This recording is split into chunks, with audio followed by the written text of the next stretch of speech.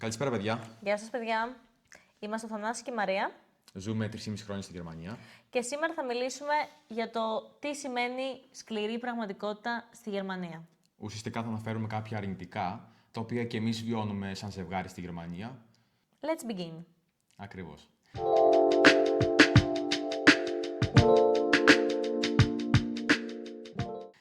Λοιπόν, μπορεί να ξεκινήσεις και εσύ. Ποιο θεωρείς είναι το πρώτο έτσι αρνητικό που έχεις βιώσει στη Γερμανία? Όταν μιλάμε για σκληρή πραγματικότητα στη Γερμανία, θεωρώ ότι το πρώτο πράγμα που μου έρχεται στο μυαλό είναι η μοναξιά. Τι εννοείς με αυτό? Ότι μου λείπουν οι φίλοι μου, όταν δηλαδή τους έχω ανάγκη δεν τους έχω δίπλα μου. Μου λείπει η οικογένειά μου. Ναι, δηλαδή γενικά ουσιαστικά μεγαλώνει ο άνθρωπος, μεγαλώνουμε κι εμείς. Και ουσιαστικά αντιλαμβάνεσαι ότι χάνεις κάποιες καλές αναμνήσεις από αυτούς.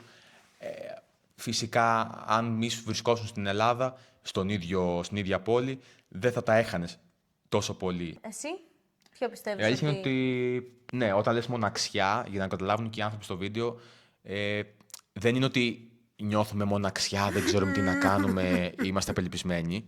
Νιώθουμε όντως μακριά από φίλους, γονείς, τα πιο σημαντικά ουσιαστικά. Και μετά από εκεί και πέρα, σίγουρα και εδώ έχουμε φίλους, δόξα τω Θεώ και γνωστούς. στο εξωτερικό, τουλάχιστον έτσι όπως το έχω βιώσει εγώ, δεν είναι τόσο κοντά οι φίλοι όπως είναι στην Ελλάδα. Ναι, σίγουρα. Δηλαδή, άλλο να έχεις ένα παιδικό φίλο 20 χρόνια και άλλο να ξέρεις έναν άνθρωπο απλά 2 χρόνια. Προφανώς μπορεί να δένεσαι περισσότερο επειδή είσαι στο εξωτερικό, οπότε σίγουρα. υπάρχει μια αλληλοβοήθεια. Αλλά επειδή, εντάξει, όπως έχω ξαναπεί στο προηγούμενο βίντεο, έχουμε αλλάξει πάρα πολλές πόλεις. Οπότε οι άνθρωποι χάνονται και βλέπεις ότι δεν κρατάς επαφές. Ναι. Και λες ότι αυτές είναι κάποιες εφήμερες σχέσεις που μπορεί να υπήρξαν. Ένα άλλο πράγμα που μπορεί να σκέφτεσαι ποιο είναι? Καμία σχέση το πρωινό ξύπνημα που είχα στην Ελλάδα σε σχέση με το ξύπνημα εδώ της Γερμανίας. Η αλήθεια είναι ότι κοιμάμαι πιο καλά, πιο ήρεμα, αλλά κάθε μέρα ξυπνάω 6 ώρα. Παλιότερα ξύπναγα 4 παρά με 4 περίπου.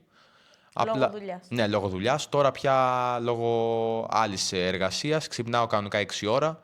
Δόξα τω Θεώ δηλαδή, μια χαρά, η φυσιολογική ώρα.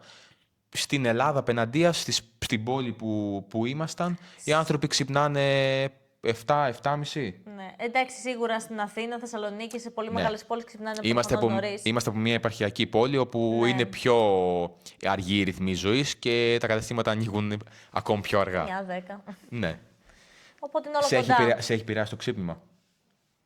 Όχι, γενικά ήμουν ένας άνθρωπος που ξύπναγε νωρίς, δεν με ενοχλεί. Το έχω συνηθίσει πλέον. Οκ.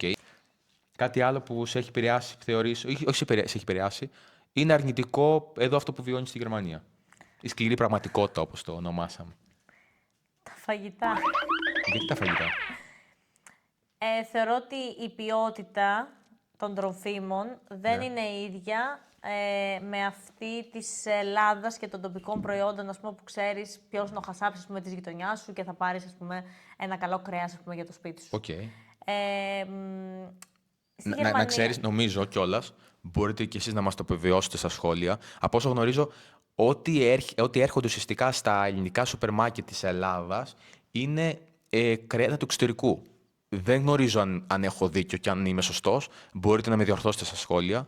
Και αυτό που λέει η Μαρία, φαντάζομαι, είναι το να πας στο ακροπολείο εσύ η ίδια, γνωρίζοντας ότι ο ιδιοκτήτης του ακροπολείου έχει και μια φάρμα από πίσω στο χωριό, με τα εντάξει. δικά του κρέατα, είναι πιο γευστικά. Εννοείται, είναι πιο γευστικά. Εντάξει, βέβαια και εδώ μπορείς να βρεις σίγουρα καλής ποιότητας κρέατα. Ας πούμε, εγώ ψωνίζω από ένα τουρκικό σούπερ μάρκετ. Ναι, ένα μεγάλο τουρκικό. Έχει καλής ποιότητας κρέατα και μου αρέσουν. Πιο παλιά, βέβαια, που δεν είχα τόσο την οικονομική δυνατότητα, πήγαινα και ψώνιζα από τα Lidl ή από τα Aldi, τέλος πάντων. Όχι πώς είναι αρνητικό το να κάποιος να πάει να ψωνίσει. Είναι, όχι, δεν είπα αυτό. Απλά εμένα προσωπικά δεν μου άρεσαν σαν γεύσεις. Ναι, η αλήθεια είναι ούτε και εμένα μου άρεσαν. Οπότε ένα άλλο πράγμα που μου λείπει στην Γερμανία είναι η ποιότητα του φαγητού.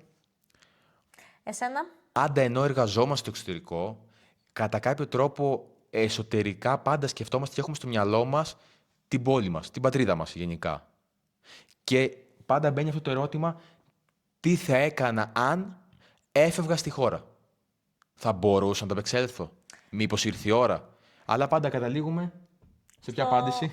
Ότι αυτή τη στιγμή δεν είναι προφανώς η ώρα να γυρίσει στην Ελλάδα. Ακριβώς. Δηλαδή, ενώ υπάρχει αυτή η έντονη επιθυμία πάντα, από την πρώτη στιγμή που είχα έρθει στη Γερμανία, δεν είναι ότι το σκέφτομαι κάθε μέρα, προς Θεού. Δεν ξέρω, για κάποιο λόγο μπορεί να το σκεφτώ δηλαδή μια φορά στις 10 μέρες και να σκεφτώ τι θα έκανα αν πήγαινα ξανά στην πόλη μου και αν θα μπορούσα να ανταπεξέλθω και πώς θα ήταν τα πράγματα. Αλλά ύστερα από αυτά που ακούμε από τους δικούς μας ανθρώπους στην Ελλάδα και έπειτα οι ειδήσεις που βλέπουμε, είτε μέσω ιστοσελίδων είτε μέσω της τηλεόρασης. Λέμε είμαστε οκ. Ναι, Δεν δυστυχώς θέλουμε τα αυτή τη στιγμή πράγματα κάτι άλλο. δεν έχουν βελτιωθεί στην Ελλάδα. Δεν ακούμε θετικά στοιχεία και Δεν ξέρω αν θα βελτιωθούν και ποτέ, τέλος πάντων.